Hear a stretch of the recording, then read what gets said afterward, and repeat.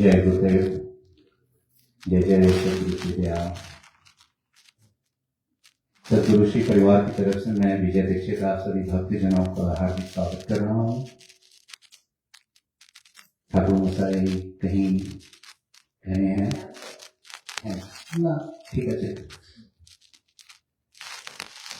तो ठाकुर मसाई डॉक्टर विष्णुपद गोस्वामी जी को नमन कर रहा हूँ।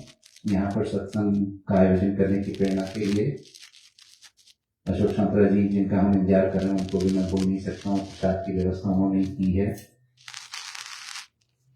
बौदी या भाभी जो यहाँ बैठी हुई हैं, इनको तो कभी भी नहीं भूल सकते हैं। सारा चक्र का केंद्र वही है, सब कुछ संभालती हैं।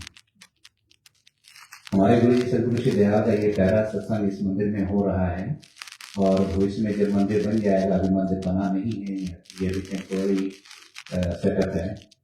मंदिर जब बन जाएगा तो हम बहुत ही भव्य तरीके से सत्संग का आयोजन आप सभी लोगों के सहयोग से करेंगे।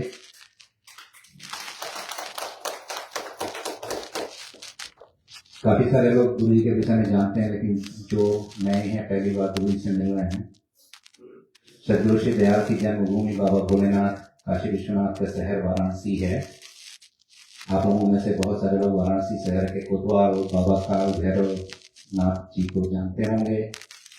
उसी मंदिर के बहुत ही नजदीक गुरु जी रहते थे। गुरु जी अब नवी मुंबई में रहते हैं।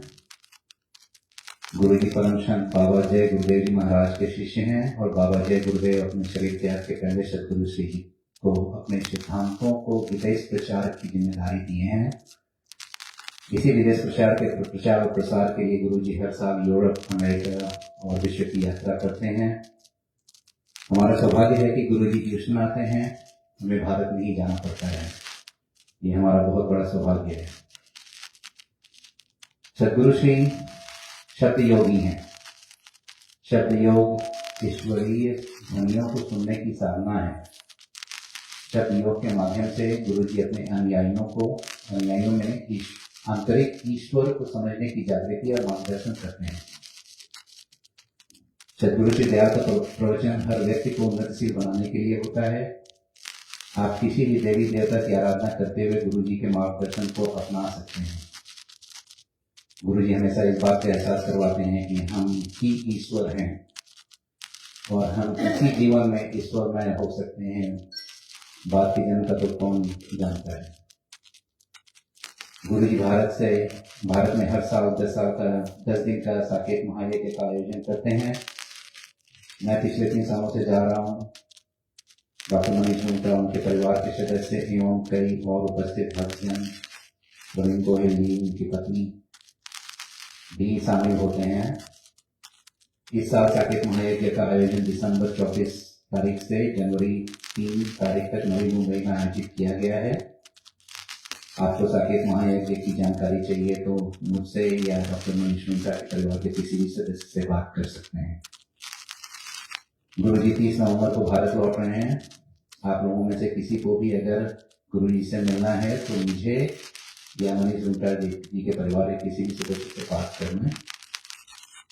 मुझे पूरा विश्वास है कि आपको गुरु जी का प्रवचन बहुत ही अच्छा लगेगा और आदरणीय गुरु जी से प्रार्थना कर रहा हूँ, अपने शब्दों के अमृत में हमारे में जागृति लाएं। जय जय गुरुदेव, जय जय सदगुरु श्री दयाल।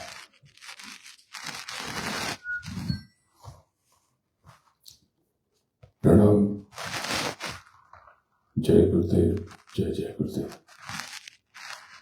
मैं अपने गुरु महाराज के चरणों में बार-बार नमन करता हूँ। यहाँ उपस्थित इस बड़े अनोखे शिव दुर्गा कृष्ण काली मंदिर स्थापित समस्त शक्तियों को प्रणाम करता हूँ और आप सबकी आज्ञा पर बैठी आपकी चेतना, आपकी सूरत, आपकी रूह, आपकी आत्मा, आपकी सोच प्रणाम करता हूँ, अभिवादन करता हूँ। ये जीवन बड़ा विलक्षण है, बड़ा अनोखा है। आप चाहे तो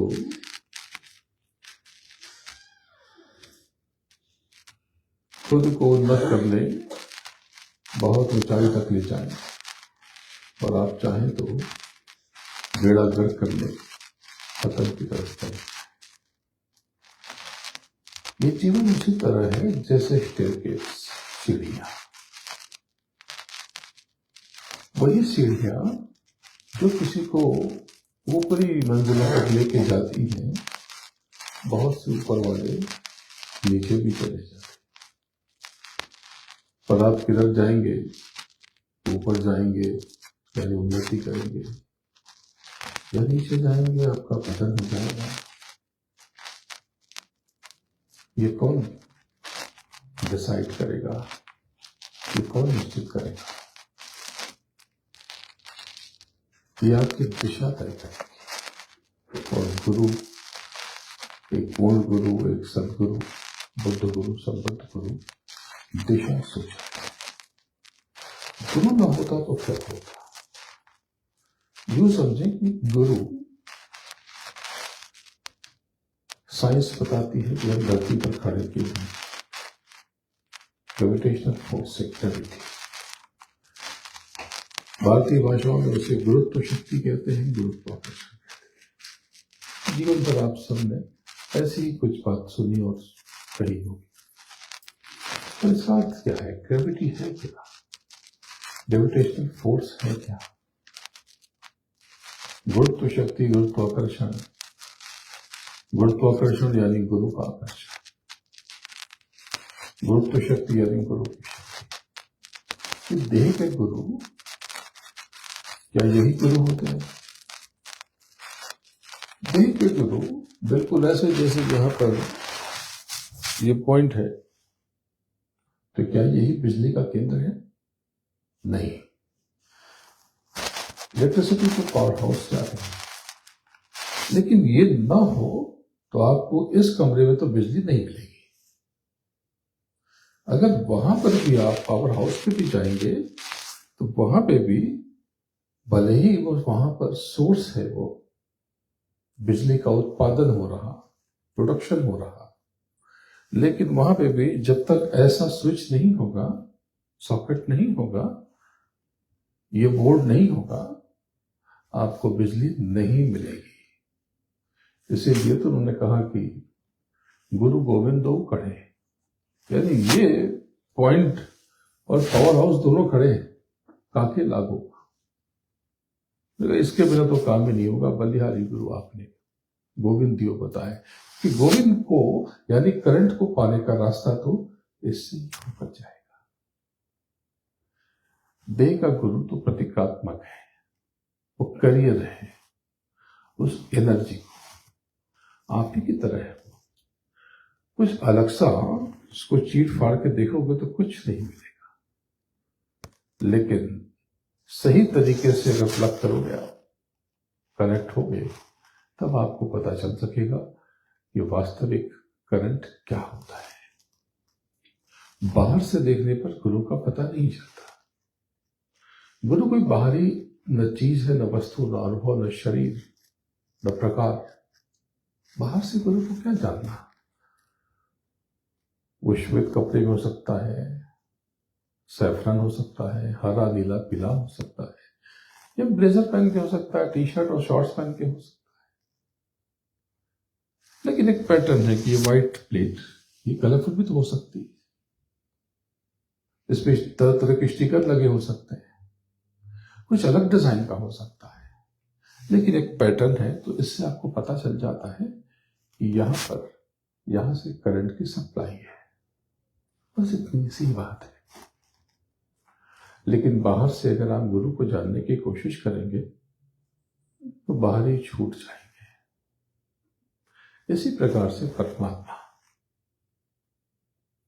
आपसे परमात्मा के अंश, आप सब चाहते हो कि प्रभु का दर्शन हो जाए, तो मुझे जरा बताओ कि आपकी आंखें क्या आपको देख सकती हैं? बिना मिरर के तो नहीं देख सकती। स्वयं चाहूं मैं खुद को देख लूं, आप खुद को देख लें, कहीं कुछ नाक वाक दिख जाए, कहीं कुछ उंगलियां दिख जाए, लेकिन आंखें स्वयं तो कभी नहीं देख सकेंगी। एक मछली समंदर में रहती है, दरिया में है, पानी में है, और वो तलाश करे कि मुझे समंदर के दर्शन हो जाए। समंदर उसके आसपास है। समंदर को किसी चित्र के समंदर की तरफ देखना ये बहुत अजीब सा है। वैसे समंदर के दर्शन तो ना होंगे। परमात्मा, इसको समझना पड़ेगा आपको। आप सब प्रभु के अंश हो। जब हम डीप आध्यात्म में जाएंगे, गहरे आध्यात्म में जाएंगे, तो आपको बहुत कुछ झटका लगेगा और आप जाग जाओगे और बहुत अद्भुत अनुभव होगा। आप सब परमात्मा से उपजे हो, लेकिन प्रभु का बोध अगर करना है तो जीते जी ही होगा। मरने के बाद आपको कुछ भी पता न चलेगा। मृत्यु के बाद आप बेहोश हो जाओगे और जो खाता आपने रचा है, किया है, करा धरा है, वही आगे मिलने वाला है। मैं ऐसी पद्धति समझाऊंगा कि आपकी आंखें खुल जाएंगी। आप सुखी हो, दुखी हो, तनाव में हो, यहां बैठे अधिकतर लोग बहुत तनाव में हैं। तो ये तनाव कहां से आया? ये उलझने और परेशानी, ये व्यथा, ये उपजी कैसे? तो आपने कहा जो लिखा है, जो प्रभु करता है। मतलब जो भाग्य में लिखा है, तो भाग्य कैसे लिखा? बोले भगवान ने लिखा है। तो क्या भगवान पक्षपाती है? उसने अन्याय किया कि आपका भाग्य खराब किया और कुछ लोगों का अच्छा कर दिया? ऐसा तो नहीं कर सकता। तो फिर सच्चाई क्या है? सच्चाई ये है कि मैं बार बार बताता हूं कि इसको बहुत अच्छे से परिभाषित करती है रामचरितमानस की वो पंक्ति की, कर्म प्रधान विश्व रचि राखा, जो जस करहि सोई तस मन जागा। यानी हम सब अपने भाग्य के निर्माता हैं।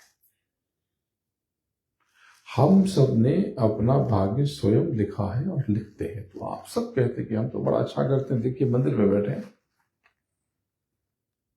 मंदिर में बैठे, अब मंदिर आते हैं और ठीक ठाक ही करते हैं, कोई ऐसा गलत काम तो करते नहीं। आप शायद कायिक कर्मों की बात कर रहे हैं जो काया से हो रहे हैं। आप वाचिक कर्मों के बारे में सोच ही नहीं रहे जो अभी आप चिल्ला करके आए हैं। जो कुछ दिनों पहले आपने झगड़ा किया और उल्टे पुल्टे शब्दों का विसर्जन कर दिया मुख से, और आप उन कर्मों की भी बात नहीं कर रहे जो आप उल्टा सोचते हैं। द्वेष, घृणा, जलन, वेग और आवेश में आप अजीब अजीब चिंतन करने लगते हैं और अजीब अजीब राय बना लेते हैं। मैं बहुत से लोगों से मिलता हूं, सब कहते हैं फला आदमी बुरा है, बहुत देखो कितना फालतू आदमी है। मैं एक ही चीज कहता हूं, क्या आप जानते हो कभी आप उससे मिले हो? नहीं जानते, नहीं, लोग कहते हैं। तो लोगों के पास कौन सी ऐसी डिवाइस है, टूल है, और आपने उनके कहे को सत्य मान लिया? अगर परखना ही था तो स्वयं को परखते। बुरा जो देखकर मैं चला, बुरा न मिले कोई, वो अपने भीतर देखा तो उससे बुरा न कोई। हमारी जिम्मेदारी खुद को ठीक करने की है, हम पूरे संसार को ठीक नहीं कर सकते। एक बहुत सुंदर कहानी है, कथा है।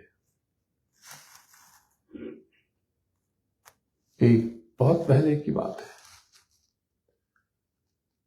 आपने देखा होगा कि रेड कारपेट बिछाते हैं। तो ये प्रचलन कब शुरू हुआ? प्रचलन पहले जब कोई बड़ा आदमी चलता था तो उसके पांव में कांटा न चुभ जाए तो आगे चलता तो कारपेट बिछाते जाते थे, फिर पीछे से रैप करते थे, फिर आगे फिर बिछाते, जैसे उसके पांव में कोई कांटा न चुभे। तो ये इसके पहले की बात है। तो एक राजा बाहर निकला, उसके पैर में कांटा चुभा, खुद निकलने लगा। उसका जो मैनेजमेंट था, उनका जो मंत्रिमंडल था, उनकी जो मिनिस्ट्री थी, तुरंत उसने मीटिंग बुलाई। महाराज भी पहुंचे कि भाई इसका रास्ता निकालना पड़ेगा, ये तो ठीक नहीं है। तो ये तय हुआ कि ये ऐसा करते, नए नए यंग लोग थे, बहुत गहराई नहीं होती है बहुत से लोगों के विचारों में। अधिकतर लोग बहुत दूर का नहीं सोचते, बहुत छोटा सोचते हैं। मेरा क्या, मुझे बुरा लगा, मुझे पीड़ा हुई, मुझे तकलीफ हुई, और मैं तो सबका भला करता हूँ, मेरा कुछ सोचता नहीं। मैं तो सबकी हेल्प करता हूँ, मेरी हेल्प के लिए कौन आया? मुझे इतना ही सोचते हो आप। इसके आगे तो सोच नहीं पाता, इसके आगे तो बहुत कुछ है, ये तो बहुत बेस लाइन है। तो लोगों ने इतना ही सोचा कि बस ठीक है, तो कांटा जो है वो निकाल देते हैं। तो कैसे फिल्टर करते थे, पतली पतलियां जालियां मिट्टी में डाल करके हिला देंगे तो सब कांटा निकल जाएगा, फेंक देंगे, डिस्ट्रॉय कर देंगे। ठीक ऐसे ही शुरू किया गया। तो पूरे देश में, राज्य में पोल्यूशन हो गया, गुबार, धुएं का, मिट्टी का। अस्थमा यानी अस्थमा वाले लगे खांसने, बच्चे बीमार होने लगे, बूढ़े मरने लगे। तो भाई ये तो बहुत गलत हो रहा है। लोगों ने शोर मचाया, गुहार लगाई, महाराज जी तो मर जाएंगे सब। तो बोले कि इसको रोको। कैसे रोकेगा? तो बोले इस पर पानी डाल दो। एक यंग मिनिस्टर खड़ा हुआ, नया नया किसी इंस्टीट्यूट में पढ़ के आया होगा, मैनेजमेंट किया होगा शायद, नया नया मैनेजर होगा। उसने कहा इसको पानी डाल देते हैं। तुरंत सारे धूल में, मिट्टी में जो उड़ रहे थे, पानी डाला गया। अब पूरे राज्य में पूरा फ्लड हो गया, फ्लडेड हो गया सब। और उसमें इन्फेक्शन होने लगे, महामारी, पैंडेमिक, मच्छर मक्खी, कीड़े मकोड़े, बड़ी दिक्कत हुई। क्या करें? तो खैर वो शांत हुआ, थोड़ी धूप निकली। तो अब क्या करें? पूरे राज्य में कारपेट बिछा देते हैं। एक मिनिस्टर ने सजेशन दिया, बोले ये भी ठीक है। बोले कैसे करें? बोले लेदर से कवर कर देते हैं, चमड़े से मढ़ देते हैं धरती को, बड़ा अच्छा है। कॉन्ट्रैक्ट दिए जाने लगे कि ऐसा कर देते हैं। अब सारे बड़े बड़े पशु, छोटे पशु तो काम आएंगे नहीं, वो काटे जाने लगे। अब उसमें दुधारू जो काम के मवेशी थे वो भी काटे जाने लगे, और उसमें भी पूरा नहीं पड़ा तो शोर मचने लगा कि भाई दूध नहीं मिल रहा, जरूरी चीजें नहीं हो पा रही, घोड़े मार दिए गए, ऊंट मार दिए गए, इन सब इकोसिस्टम बिगड़ रहा। और अगर इससे पूरा न हुआ तो क्या हमारी भी खाल निकाली जाएगी? बहुत चिंता हुई, लोगों ने प्रार्थना की, गुहार लगाई, राजा परेशान हुए। तो कुछ तो सोचो, कुछ तो निर्णय लाओ, कुछ तो निर्णय करो। तब एक बुजुर्ग मिनिस्टर बहुत समय से बोलने की कोशिश कर रहा था, उसे बोलने नहीं दिया जा रहा था। वो खड़ा हुआ बोले कि अगर मुझे आप अनुमति दे तो मैं बहुत दिन से कहने की कोशिश कर रहा हूं, पर मुझे कोई बोलने नहीं देता। राजा ने कहा बोलिए। तो मेरे पास सोल्यूशन है, मेरे पास हल है, समाधान है, मुझे बताइए। तो उसने एक बैग निकाला, और बैग में से एक पेयर शूज निकाले,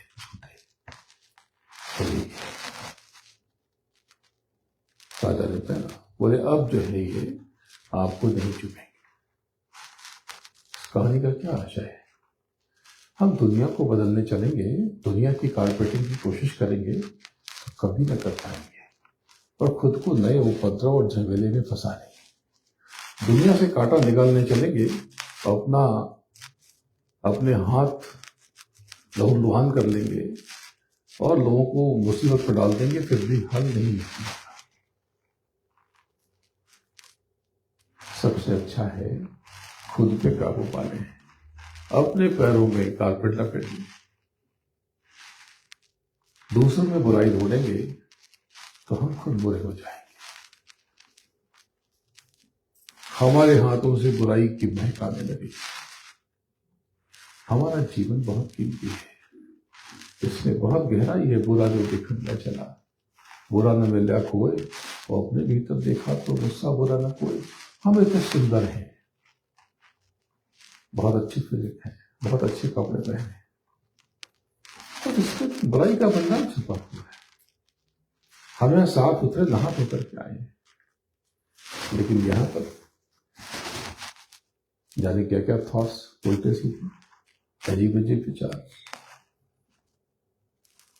अभी हम यहाँ मीठा बोल रहे हैं, आपस से पूछ रहे हैं और बात कर रहे हैं, ग्रीट कर रहे हैं, हाउ आर यू,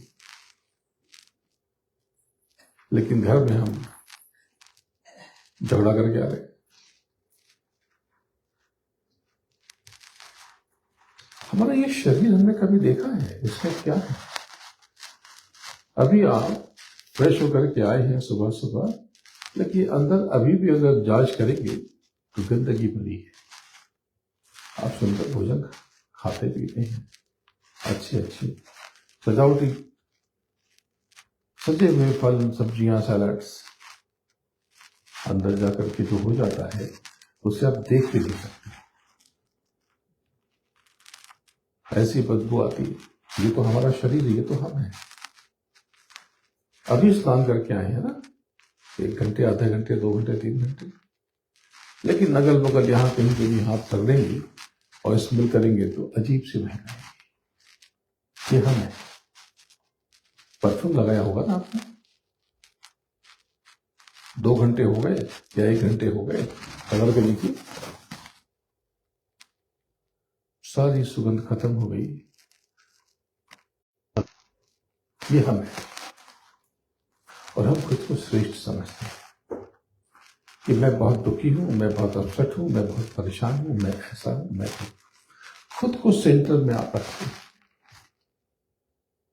आप मंदिर में आए, हम सब धार्मिक हैं, आध्यात्मिक हैं, लेकिन हमें न धर्म का पता है न आध्यात्म का। क्या मतलब है धर्म का? मैं आपसे पूछूं तो तरह तरह की भाषाएं, परिभाषाएं आप बताएंगे, पर मूल बात न बता सकते। धर्म यानी कर्म का बोध, और आध्यात्म यानी स्वयं का बोध। हम यहां पर आकर के पूजा पाठ करते हैं, होम हवन करते हैं, घंटियां बजा रहे, आरती कर रहे, लेकिन बाहर हम किसी को पीड़ा पहुंचा रहे। कहां हम हुए धार्मिक? हम धार्मिक नहीं है। और हमने सब कुछ जाना, फूलों को तोड़ लिया, ये खुशबू कहां से आ रही, काट कूट लिया, यहां तक कि एक एक कण को तोड़ लिया, एक एक एटम को तोड़ लिया, उसमें से न्यूट्रॉन, प्रोटॉन, इलेक्ट्रॉन को अलग कर दिया, और हमने खुद को नहीं जाना। तो हम कहां क्या आध्यात्मिक है? आध्यात्म यानी स्वयं का बोध। प्रभु मंदिर में रहता है, मंदिर यानी अपने अंदर। तो क्या ये मंदिर व्यर्थ के हैं? ये बहुत काम के हैं। अगर यही मंदिर न हो, आपको बताएगा कौन? प्रभु का बोध कराएगा। तो आत्मबोध के लिए सबसे बड़ी चीज है आत्मबोध। आज मैं कुछ बातें सिखाने जा रहा हूं, आपको समझ में आ जाए तो कमाल हो जाएगा। जैसे आपको बॉडी एक हो जाता है, बहुत से लोग कहते हैं बैक एक हुआ। बैक एक क्यों हुआ? रॉन्ग पोजीशन से। आपका उठने बैठने का तरीका सलीका ठीक नहीं है। अगर बचपन से आदत न डाली जाए तो एक तरह झुकते चलते, मैं स्वयं चलते चलते ऐसे हो जाता। अगर बचपन में कोई टोकता तो मैं सीधे रहता। Wrong posture. ये जीवन में जितनी उलझने हैं ना, ये सब हमारी उल्टी पुल्टी चीजों से आई है। हम यहां मंदिर में बैठे हैं तो धर्म में एक चीज जुड़ी है, उसे कर्मकांड कहते हैं। तो आप अक्सर होम हवन को, पूजा विधि को ही कर्मकांड समझते हैं। नहीं, ये तो एक्सटर्नल लेवल, नेक्स्ट लेवल का कर्मकांड है। लेकिन अगर उसके पहले के लेवल के कर्मकांड को आप ठीक कर लें तो सब कुछ कितना आसान हो जाए। उसके पहले कर्मकांड कौन सा है? एक दूसरे से कैसे बिहेव करें, वाणी से कैसे शब्द निकालें, कैसे विचार रखें, पॉजिटिव हो नेगेटिव हो, हम कहते हैं हमारा इसमें वश नहीं, ये गलत बात है। बिल्कुल हो सकता है। ये कर्मकांड ठीक कर ले, हम झगड़ा फसाद बंद कर दें, एक दूसरे की चिंता फिक्र करना शुरू कर दें। हमारे किस आचरण से क्या होगा ये जागरूकता हो, हमारे क्या खाने पीने करने से बाहरी दूसरी हमारे ऊपर क्या प्रभाव होगा, ये कर्मकांड का बोध। अरे ये मानव तक बहुत अनमोल है, इसमें ये तो प्रभु रहता है, क्योंकि मंदिर यानी मन के अंदर, और ये देह, ये जो शरीर आपका है, प्रथम मंदिर तो यही है, क्योंकि इसी में आपकी जीवात्मा आत्मा रहती है। यहाँ बहुत लोगों को नहीं पता होगा ये जो चक्र है शरीर में, 7 चक्र, अभी आगे बात करेंगे, कितना समय बचता है, नहीं तो आगे हम लोग मिलते रहेंगे। मैं साल में कम से कम 2 या 3 बार आने की कोशिश करता हूँ, कितनी बार आ पाऊंगा आगे, बहुत समय से आ रहा हूँ, इस ह्यूस्टन में मुझे बहुत समय हो गया। आप तो मेरे पास नहीं आए ना, मैं ही आपके पास आया, मैं ही आपके पास आता। मेरा क्या फायदा है, न तो आपसे चेक लेके जाता, लेकिन लेके जा भी नहीं सकता, ना आपसे कुछ मांगता हूं, ना फंड रेज करता हूं। मेरे बारे में आप पता कीजिए तो हैरान हो जाएंगे। आपने बहुत से लोगों को देखा है, आप चकित हो जाएंगे, ये क्या कर रहे हैं, क्यों कर रहे हैं, तो आपको पता चलेगा ये तो सिर्फ हमारे लिए है। मैं आपसे कुछ नहीं मांगता, लेकिन ये जरूर जिस भी मंदिर में जाता हूं मैं कहता हूं कि आप मुझे कुछ दें, कुछ दक्षिणा, लेकिन मुझे नहीं इस मंदिर का, क्योंकि ये मंदिर ही ना होगा तो हमारी आपकी मुलाकात कैसे होगी, और ये मंदिर ना होगा तो आपको, आप कौन हैं, ये युक्ति की चाबी मिलेगी कहां से, नहीं मिल सकती। तो सिर्फ आपको अपने ऊपर नियंत्रण रखना है, इसके बाद की चीजें बड़ी सहज हो जाती हैं। ये शरीर, ये मानवता, ये मंदिर है,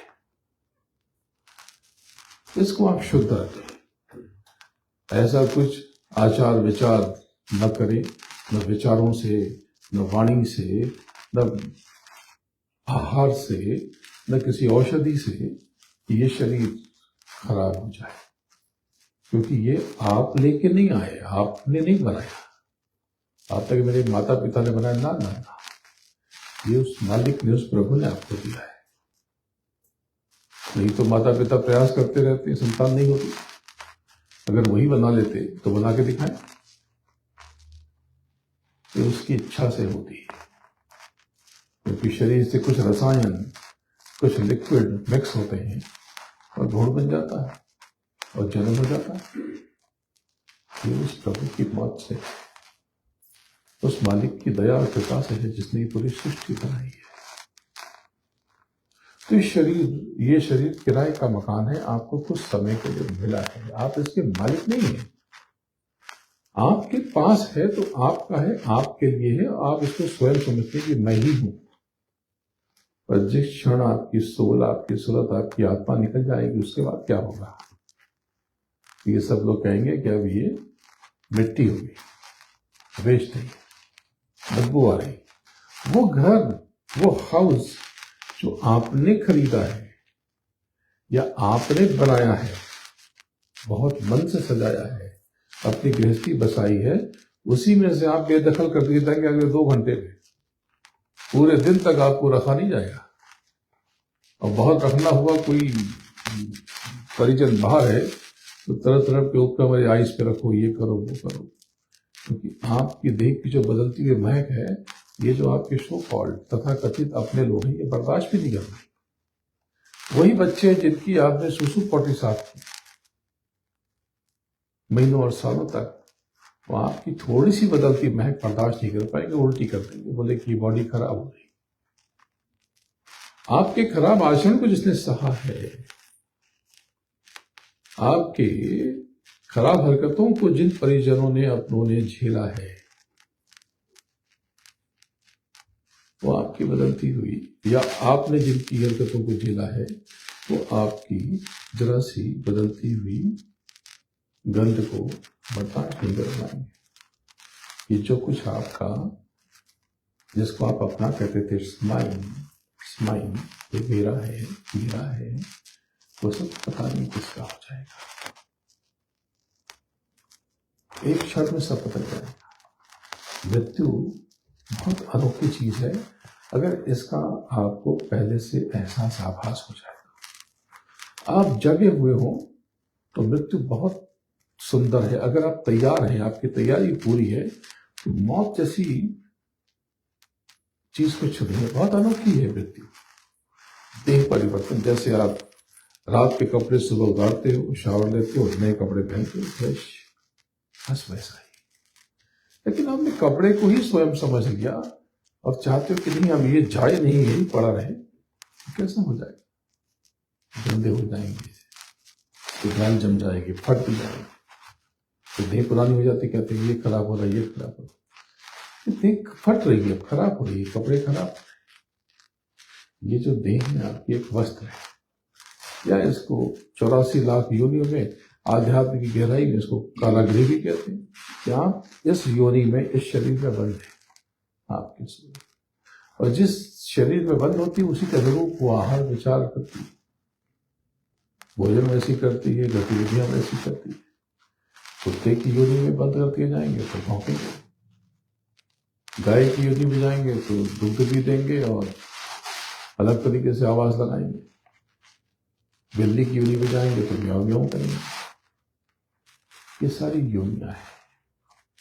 आध्यात्मिक चिंतन और दर्शन बताता है कि 84 लाख प्रकार की योनियां, ये मानव तन एक योनि है। ऐसी 84 लाख प्रकार की योनियां हैं, जिसमें 4 प्रकार हैं, पिंडज, अंडज, उत्मज और स्थावर, जो पिंड से पैदा होते हैं। टाइप पहले कैटेगरीज, जो एक फॉर्म में पैदा होते हैं, जो कीड़े मकोड़े जो अपने आप पैदा हो जाते हैं, उत्मज कहते हैं, स्वयं उत्पन्न हो जाते हैं। और स्थावर जो हिलते नहीं, उनमें भी लाइफ है, लेकिन वो मूवेबल नहीं है, एक ही जगह है। आप भी हो सकता है कि इनमें से किसी योनि में बंद होकर के आप यहां तक पहुंचे हो। तो लाइफ बहुत सुंदर है अगर आपको पता चलता है। आपके देह में ही बहुत कुछ है, आपके भीतर बहुत कुछ है। आप एक पावर सेंटर, बहुत शक्ति है। तो एक सामान्य आध्यात्मिक ज्ञान ये बताता है कि शरीर में 7 चक्र है, मूलाधार चक्र, लिंग चक्र, नाभि चक्र, हृदय चक्र, कंठ चक्र, आज्ञा चक्र, सहस्रार। आज्ञा चक्र को आज्ञा चक्र क्यों कहते हैं? क्योंकि सारी ताकत यहीं पर है, यहीं पर आपकी आत्मा बैठी है। और अगर आत्मा का नेत्र, जिसको शिव नेत्र कहते हैं, ज्ञान चक्षु और दिव्य दृष्टि कहते हैं, थर्ड आई, अगर इसको एक्टिवेट कर लें, क्योंकि बहुत आसान है, बहुत मुश्किल जरा भी नहीं, तो आप जो आज्ञा थे वो पूरी हो सकती है। इट्स पॉसिबल, इसलिए इसको आज्ञा चक्र कहते हैं। और ऊपर जो 7वां चक्र है, सहस्रार, इतना अनोखा चक्र है कि जब ये खिलता है, लगता है कि जीवन में फूल खिल गए, महक आ गई, आनंद आ गया। आपने सुना होगा ये महिषासुर, इसे असुर कहते हैं। क्यों? सुर और असुर क्या है? तो बताएंगे कि ये राक्षस होता है। राक्षस अलग है, असुर अलग है, इसकी व्याख्या कभी बताऊंगा।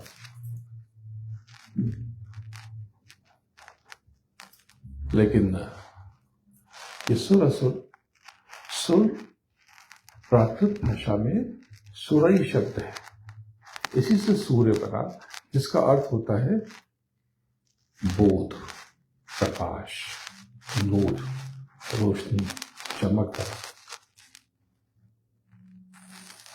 बोध यानी आत्मबोध, स्वयं का परिचय हो जाए। तो शायद जिसको स्वयं का परिचय हो जाता है, खुद को जान जाता है, उसके भीतर का प्रकाश बाहर छलकने और ढलकने लगता है।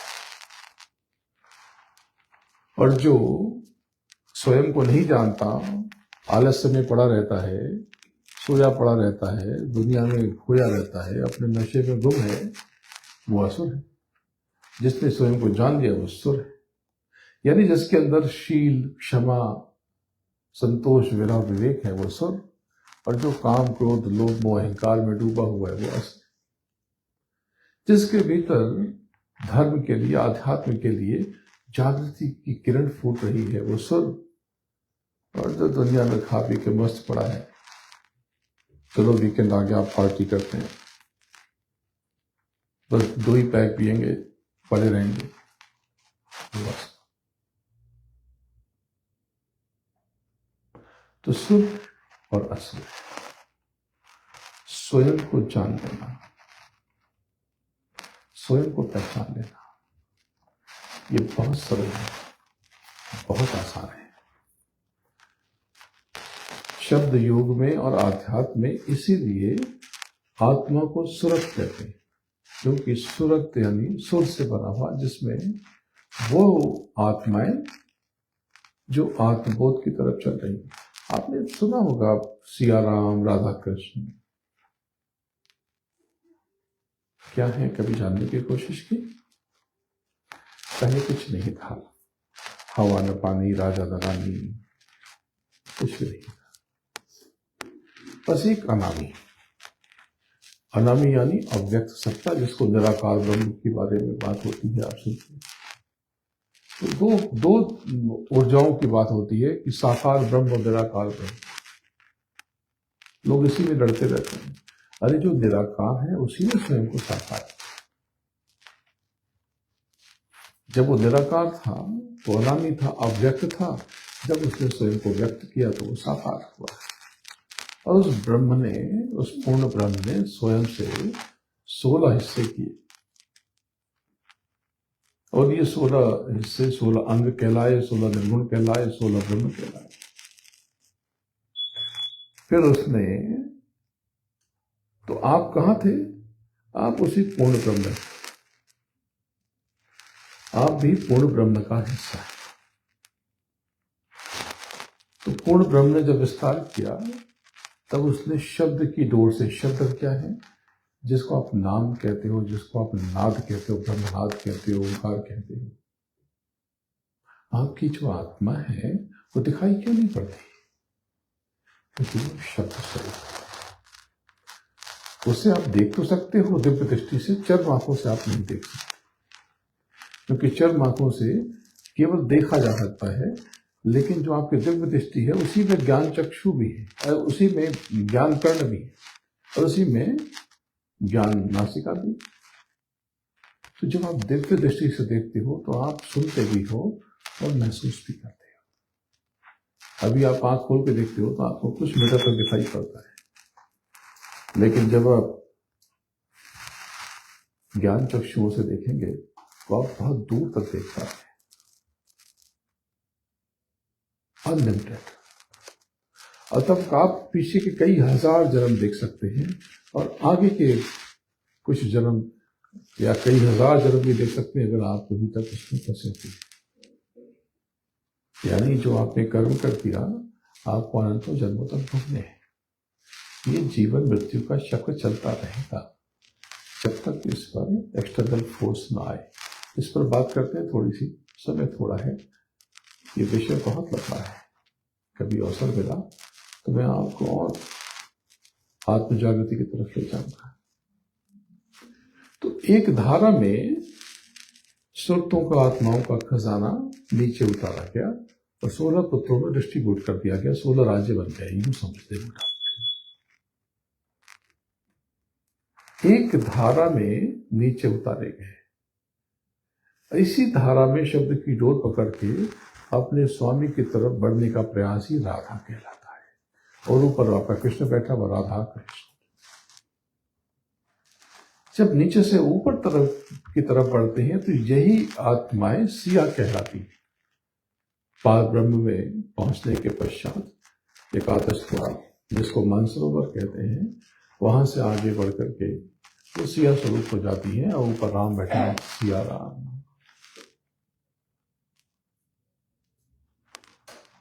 ये राधा यानी धारा, उसके विपरीत राधा, और वहां ऊपर बैठा है राधा स्वामी। ये बहुत अनोखा एहसास है। तो प्रभु की प्राप्ति होगी तो जीते जी होगी, मरने के बाद आपको कुछ भी नहीं है। ये ध्यान रखें कि अगर आपको भगवान मिलेगा तो जीते जी मिलेगा। तो कैसे जीते जी भगवान की प्राप्ति करें? इसके लिए सबसे सरल योग गोस्वामी जी ने बताया रामचरितमानस में कि कलयुग केवल नाम था, तो सुमिर सुमिर नर उतर ही पा रहा। यानी शब्द योग से आप कुछ भी मानते हो, किसी भी धर्म को भी मानते हो, ये भी चलेगा। आप अपने भीतर उतर कर हाजिरी लगाएं।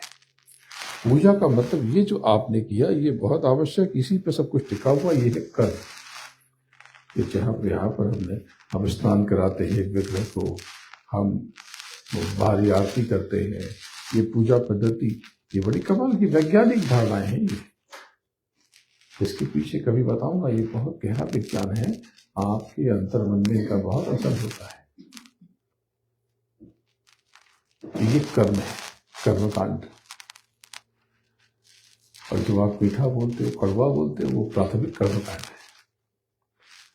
अगर आपको इस कर्मकांड का वाकई फल चाहिए, आपको अपने जो व्यवहारिक कर्मकांड है इसको ठीक करना पड़ेगा। क्योंकि यहाँ बैठ के आप आरती करें, यहाँ अभिषेक करें, और अंदर में आप गाली गलौज करें या किसी के प्रति जलन द्वेष घृणा रखें, ये कर्मकांड तो फलीभूत ही नहीं होगा। क्योंकि जितना आप प्लस कर रहे हैं उससे ज्यादा तो माइनस कर रहे हैं सुबह से शाम तक। ये तो आप 10 मिनट आधा घंटा करेंगे, या हफ्ते में एक बार करेंगे अधिक से अधिक, या महीने में एक बार करेंगे, या साल में एक बार। लेकिन वो कर्मकांड तो आप हर क्षण कर रहे हैं। आप स्वयं सोचो कितने बड़े ब्लॉक्स आपने इकट्ठा कर लिए। तो बड़े ब्लॉक्स को रिमूव करिए, सहज होगा। ये जो होता होने दीजिए। आप क्या कर सकते हैं इस पर विचार कीजिए। कोई भी स्थिति परिस्थिति आए, किसी भी पॉलिटिशियन को, किसी भी नेता को, किसी भी लीडर को, किसी भी अथॉरिटी को क्रिटिसाइज करने से कोई फायदा नहीं है। वो अपना काम आपसे बेहतर जानता होगा, क्योंकि उसके पास टीम है, आपके पास तो कोई टीम नहीं। आपको जो जिम्मेदारी दी उस पर तो रहिए। आपकी जिम्मेदारी आपके जीवन की है। आपकी जो बाहरी स्थिति है, यानी आप वेल्दी हैं, आप वेल्दी नहीं हैं, ये सिर्फ आपके कर्मों से तय हुई है और होगी। ये कौन से कर्म? सेवा। सेवा को करिए। आपकी सब कुछ, आपके जो बाहरी और आंतरिक सुख दुख इस सेवा से डिसाइड होते। आप सेवा करिए और सेवा का भाव रखिए। कम्युनिटी सर्विसेज कह लें यहां पर हम, जितना अधिक से अधिक आप सेवा करेंगे, आप अंदर से महकने लगेंगे, सुगंधित हो जाएंगे, आनंद से भर जाएंगे, आपका फेस ग्लो करते रहेगा। जितना आप दूसरों को अच्छा समझेंगे, सुंदर समझेंगे, वो सुंदरता आपके भीतर आ जाएगी। आप शाइन करेंगे। आप देखिए ऐसे बहुत से लोग हैं जो किसी से घृणा नहीं करते, सबको अच्छा कर समझते हैं, और किसी ने उनका बुरा भी कर दिया तो उससे भी ठीक से बात करते हैं। देखिए अलग ही दिखते हैं वो, उनकी चमक खाना की अलग है, और मिल के मजा आता। क्योंकि वो अपने काम से काम रखते हैं। आपसे मिलते हैं, बहुत प्यार से पूछते हैं, how are you, how is your husband, wife, बच्चे। अगर जानते हैं तो नहीं जानते तो थोड़ा सा बात करके फिर आगे बढ़ जाएंगे। आपका कोई विरोधी है, कोई चिंता की बात नहीं है। याद रखिए, जिसकी निंदा होती है, जिसका अपमान होता है, उसी का मान हो सकता है। जिस धंधे में लॉस नहीं होता है, या समझ लीजिए उसमें प्रॉफिट भी नहीं होने वाला है। जो आप सिक्योर इन्वेस्टमेंट करते हैं, आप देखिए सबसे कम प्रॉफिट होता है। हालांकि कहते सिक्योर है नहीं, पता नहीं देगा कि नहीं देगा। लेकिन जो सिक्योर्ड कहा जाता है, ये सिक्योर बेनिफिट्स हैं, बहुत कम हो जाते हैं ना। लेकिन जहां पर रिस्क होता है वहां गेन भी होता है। आप स्टॉक में इन्वेस्ट करते हैं, बहुत पैसे आते हैं, लेकिन जा भी सकते हैं, जा भी सकते हैं। सहज रहना सीखिए। आपका जिसका अपमान नहीं होता, जिसकी इंसल्ट नहीं होती, उसका सम्मान नहीं हो सकता। किसी ने आपका दिल दुखाया, आपकी बेइज्जती की, आपकी बेइज्जती कोई कैसे कर सकता है मुझे बताइए।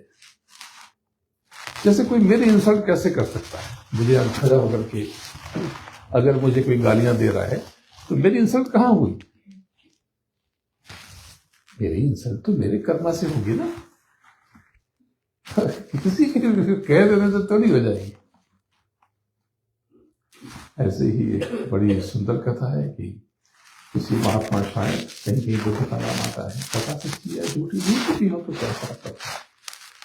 बात जो कही जा रही है वो उस पर ध्यान देना जरूरी है। मैसेज क्या है? तो मैसेज ये है कि एक महात्मा थे, उनके ऊपर कोई आया, नाराज हो गया, उसे थूक दिया। उन्होंने क्लीन किया, दूसरा भी गाला एक कर दिया। गुस्सा बहुत है तो यहाँ पे थूक। उनके शिष्य उसको पकड़ने के लिए, मारने के लिए खड़े हुए, उन्होंने रोक दिया, नो डोंट टच। नाराज है, समझने की तो कोशिश करते हैं। तो पता चला कि भाई उसके फैमिली वाले, उसके घर वाले उसको छोड़ के बाबा जी के पास आके बैठे रहते थे। अब वो अकेला परेशान होता तो उसे गुस्सा आ गया। बाद में कुछ शिष्यों ने कहा कि आपने हमें रोका कि हम उसे वही ठीक कर देते। बोले नहीं, क्या जरूरत है?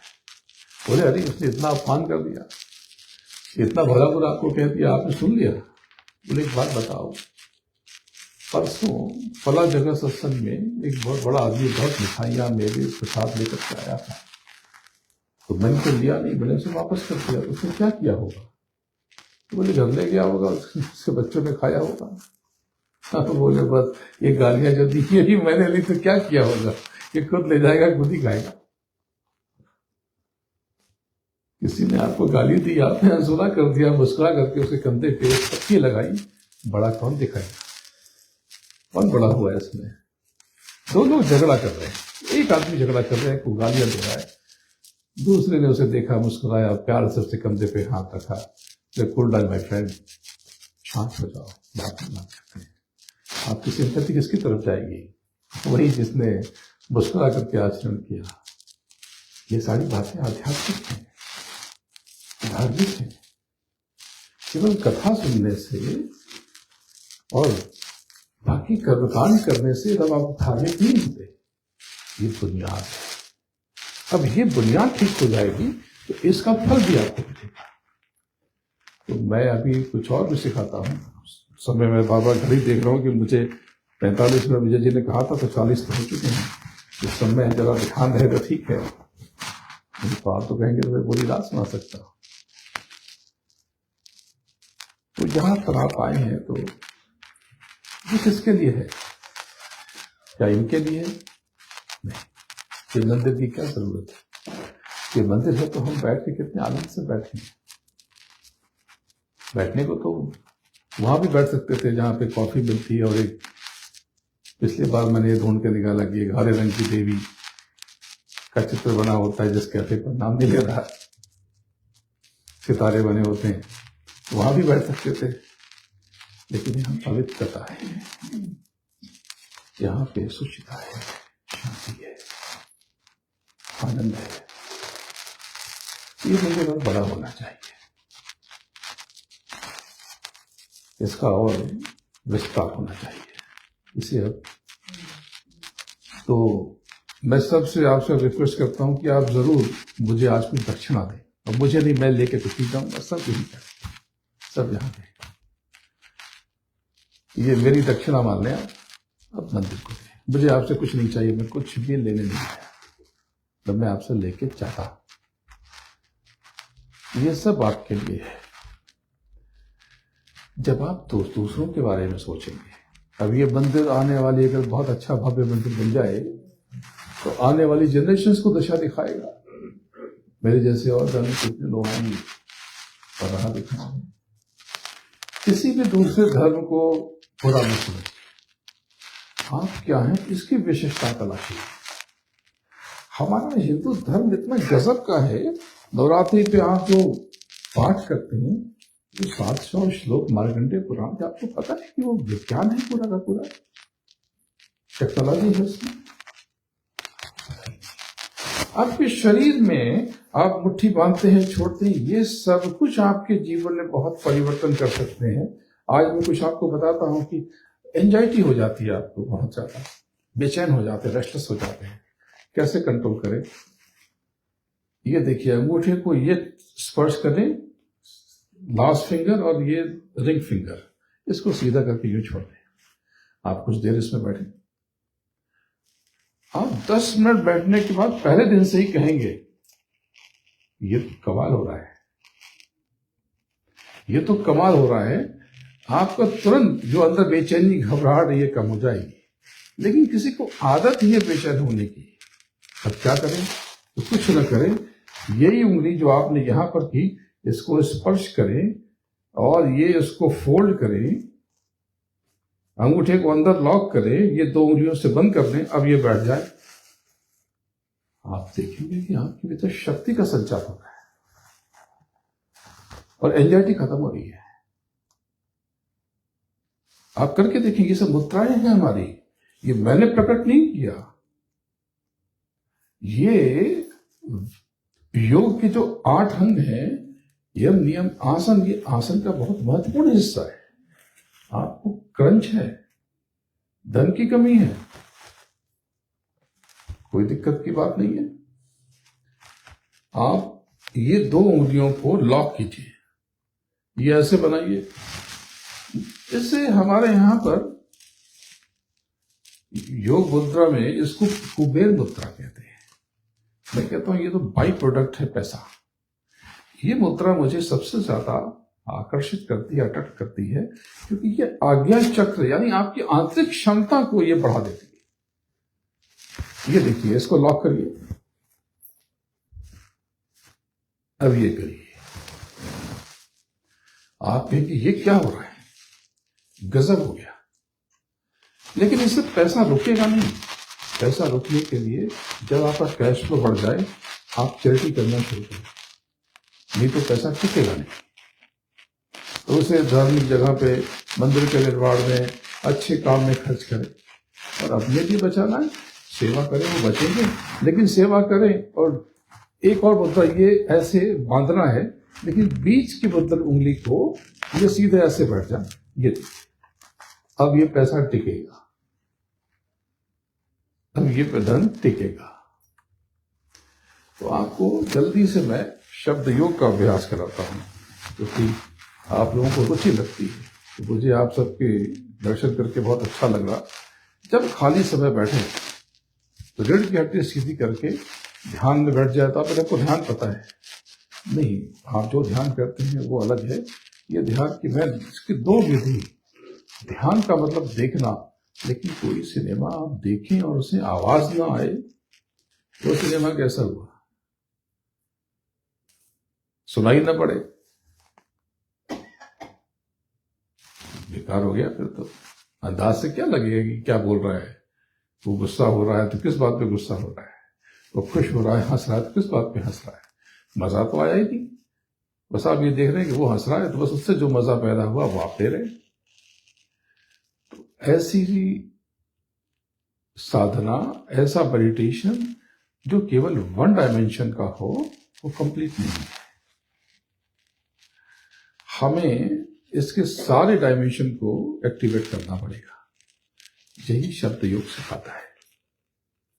इसलिए मैं कहता हूं, मुझे तो बहुत सारी चीजें पता हैं, लेकिन मैं शब्द योग की तरफ आपको परिचित करा रहा हूं शब्द योग से, क्योंकि मैंने खुद पाया ये बहुत कमाल की विधा है, बहुत अनोखी है। इसके 3 हिस्से हैं, सिमरन, ध्यान और भजन। सिमरन के लिए आप किसी पूर्ण गुरु से मिले और नाम का दान लें। नाम का दान कुछ नहीं, युक्ति है, कंपास, क्या सुनना है ऊपर वो बताया जाता है। तो जिसको रुचि होगी तो इनको बता देंगे। तो मैं अभी 5-6 दिन हूँ, ये अवसर मिलेगा, नाम का दान देता है। अब देखना यानी ध्यान, आप सब आंख बंद कर लें, ऊपर एक रूम और कर दे तो इसको ढक लें, यहां तक आ जाएगा। एक रूम एक थोड़ा सा साउंड प्रूफ हो जाता है, कपड़े कान पे आ जाते हैं तो आवाज जो बाहर की कम हो जाती है। वैसे तो यहाँ पर शोर कम है, हिंदुस्तान में ज्यादा जरूरत है, पर एक बार आप बैठे तो आपको बेटर फील होगा, मेडिटेशन में मदद मिलेगी। आप आंख बंद कर लें, अब सब सामने देखिए, आप कुछ नहीं दिख रहा होगा, कुछ बबल्स आ रहे जा रहे हैं। इस बबल को आप करें अनदेखा और सीधे देखिए सामने, एकदम सामने एक ब्लैक पैच सा दिख रहा है, लंबा चौड़ा टेढ़ा मेढ़ा, ठीक सामने दिख रहा, जो बाकी जगह से थोड़ा ज्यादा डार्क है या डिफरेंट है। लाइट भी किसी किसी का हो सकता है, जिसकी साधना पुरानी है उसको हल्का भी दिखेगा, किसी किसी को सफेद या चमकदार भी दिखेगा। उस पर सीधा एकदम धीरे करके दृष्टि केंद्रित करें। ये कंपन रोकना है, सारा खेल इसी का है। जैसे दृष्टि कंपित होगी, आपकी पूरी मेहनत श्रम बेकार हो जाती है। तो जितना अधिक से अधिक समय तक इस कंपन को, यानी ब्लिंक जो हो रहा, अंदर भी, बाहर तो होता है ब्लिंक, ये अंदर भी ब्लिंक हो रहा है, ब्लिंकिंग प्रोसेस को रोकें। ये जो ब्लिंक हो रहा है इसको रोकें, आप सीधा देखें।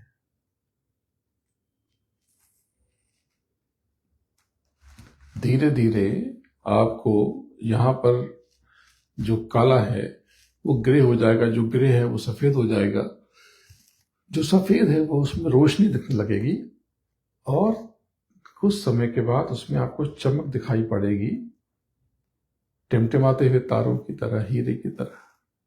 बस उस तारे की तरह जो रोशनी है उसमें आपको अंदर जाना है, भीतर जाना है, और अंदर जाकर के अंदर जाने की कोशिश करनी है। जैसे ही आप अंदर जाएंगे, सूरत की दिरत में चेतना उलट जाएगी, यानी जमीन आपको नीचे दिखेगा, आसमान ऊपर दिखेगा।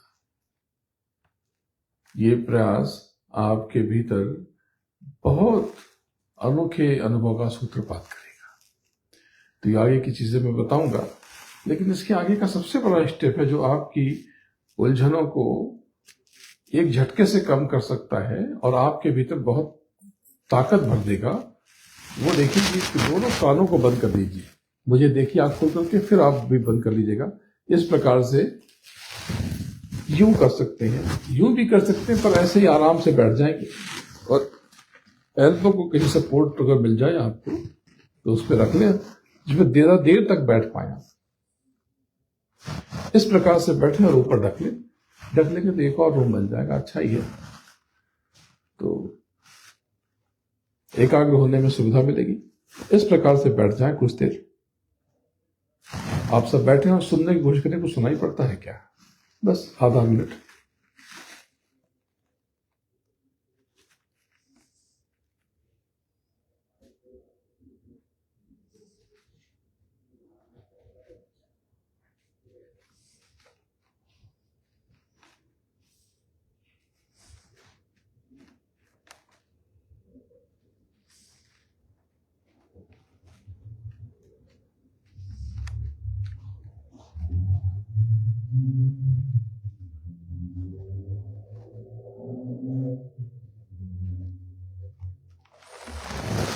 क्या सुना आपने?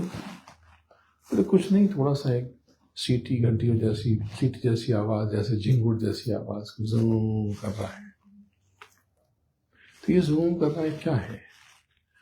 हिंदुओं के घर एक छोटी सी घंटी होती है, यहाँ बड़ी घंटी है, उसी को ले ले, या उससे छोटी घंटी भी ले सकते हैं।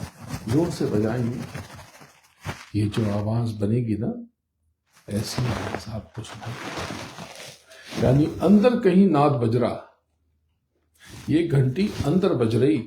ये तो इतनी एडवांस टेक्नोलॉजी हमारे धर्म की है, उन्होंने सुन के बता दिया कि देखो ऐसी आवाज नहीं। और एक शंख रखा यहाँ पर, तो बताया कि देखो शंख जैसी आवाज जो सुनाई पड़ेगी। घंटा टांग दिया मंदिरों में, तो देखो ऐसी भी आवाज सुनाई पड़ेगी, यही आवाज तुम्हें पकड़नी है। कितनी बड़ी टेक्नोलॉजी है, किसी रिलीजन में ऐसा कोई उल्लेख नहीं है। घंटा तो उनके भी रिलीजन में टांगा गया। मैं गया रोम में और देखा कि घंटा बज रहा। मैं बड़ा परेशान हुआ कि जब घंटा उनके यहाँ भी है, हमारे यहाँ भी है, सारी बातें, तो फासला इतना गहरा क्यों है? तो लगा कि बीच में कुछ लोग होते हैं, वो दीवार खड़ी कर देते हैं जिससे मेल ना हो पाए। कोई बात नहीं, हम शुद्ध विचारों को लेके चलेंगे। हमारा जो धर्म है ये बहुत, उसमें बहुत व्यापक, इसका सोच दृष्टिकोण बहुत विराट है। अगर हम सही तरीके से हम इसमें उतर करके इसे जानने की कोशिश करें तो बहुत लोगों को रोशनी दिखा सकते हैं। मैं यहाँ बैठा हूँ, आपको पता है, मैं कॉर्पोरेट लाइफ से सब कुछ छोड़ करके यहाँ पे आया अपने गुरु के आदेश से। मैं कोई झोपड़े में पैदा नहीं हुआ और आज भी किसी झोपड़ी में नहीं रहता। आपसे कुछ नहीं मांगता, न लेता। कोई कुछ हाथ में दे देता है तो मैं उसे अपने ट्रस्ट के काम में लगा देता। नहीं तो मैं आपसे कुछ नहीं मांगता, क्योंकि मुझे जरूरत ही नहीं है। मैं तो आपको वो विद्या सिखाऊं कि मुट्ठी मसल दो तो पैसा पैदा हो जाए। तो जब मैं आपको सिखाता हूं तो मुझे तो, हाँ, मैं आपकी सेवा को स्वीकार जरूर करता हूं। हमारे जो बड़े यज्ञ जब होते हैं, ये जो भी विजय जी ने बताया कि हम हर बरस साकेत महायज्ञ करते हैं, ये कोई एक यज्ञ नहीं है, इसमें कई सारे यज्ञों का सम्मिलन मिश्रण है। ये सप्तशती के 700 श्लोक को संपुट करके हम हवन करते हैं। अष्टाध्यायी यानी रुद्राभिषेक का हम अभिषेक भी करते हैं, उससे 2-2 बार रोज, और उससे हम अभिषेक भी करते हैं और उससे हम हवन भी करते हैं। इसके अलावा वन दुर्गा, पराजिता और श्री सूक्त, कनकधारा, पुरुष सूक्त, बहुत सारी चीजों का समावेश है। बहुत सारी चीजों का, 9 ग्रहों का हवन, गणपति का हवन, ऐसे ऐसे अद्भुत यज्ञ, अद्भुत हवन उस यज्ञ में है। ढेर सारे यज्ञों का सम्मिलन। तो मैं आप सबको आमंत्रित करता हूं कि आप आए और महसूस करें। आपको तस्वीर दिखा देंगे कि साक्षात शिव प्रकट होते हैं, शक्तियां प्रकट होती हैं, कैमरे में आ जाती हैं। किसी ने कैमरा क्लिक किया तो उसमें शिव के दर्शन हुए साक्षात। अभी मैं आपको दिखाऊं तो आप तो हैरान रह जाएंगे कि वही तीसरी आंख हो गई, दोनों आंखें और आई बॉल्स और आईब्रोज, लिप्स, नोज, सब कुछ है। आप चकित हो जाएंगे ये कैसे पॉसिबल है, पर ऐसा है, ऐसा होता है। तो मैं आपसे गुजारिश करता हूँ, अनुरोध करता हूँ कि संभव हो तो अभी तो महीना भर है, 24 तारीख, आप इसमें शामिल होने की कोशिश करें। अगर ना आ पाए तो सदगुरु श्री पेज है, SADDGURUSHRI, आप उस पर नजर रखें, कभी न कभी प्रसारण होता है, आप उसे देखते रहें। और अगर आप अपनी आहुति डालना चाहते हैं तो विजय जी ये और रूंगटा परिवार, प्रवीण जी, ये सब लोग यहाँ से जाते हैं, आप अपनी आहुति इनको देंगे तो ये वहाँ पर अर्पित कर देंगे। तो आपके कर्मों की आहुति, कुछ नहीं तो एक पैनी सही, एक दाना चावल ही सही, तब चावल तो लेके जा नहीं पाएंगे। किसी भी तरह से कर्म, सारा खेल कर्म का है। कर्मों पर नियंत्रण बहुत जरूरी है। धर्म यानी कर्मों का बोध। आप मीठा बोलना शुरू कीजिए, आपकी बातों लोगों को बल दे, संबल दे, लोगों को ताकत दे। आप जब बने तो किसी के होठों की मुस्कुराहट बने, किसी के दिल का चैन बने, किसी की आंख का आंसू न बने। आप स्वयं पाएंगे कि आपका जीवन बदल रहा है। बताना बहुत कुछ है, लेकिन 12-20 हो गए, मैंने सोचा था कि 12-10-15 तक समेट लूंगा, और बातें बहुत सारी हैं करने के लिए। मैं अभी हूँ 5-6 दिन, फिर अवसर मिला तो हम लोग जिसको मुलाकात करनी है वो मिल सकता है। मैं आपके लिए ही हूँ, मेरा होना कुछ नहीं है। मैं आपसे बहुत प्रेम करता हूँ, अनंतों जन्मों से हम जुड़े होंगे, तभी आज रूबरू हो पाए, मुलाकात हो पाई। आप सबके पास आके बहुत आनंद आया, बहुत सुख मिला। आपने जो प्रेम दिया, जिस श्रद्धा से इस भाव से आपने स्वागत किया, अभिभूत हूं। अवसर मिला तो पुनः आप सबसे मुलाकात होगी, बात होगी। गुरु महाराज के चरणों में वंदन करता हूं, समस्त शक्तियों को नमन करता हूं और आप सबको प्रणाम करता हूं। जय गुरुदेव, जय जय गुरुदेव।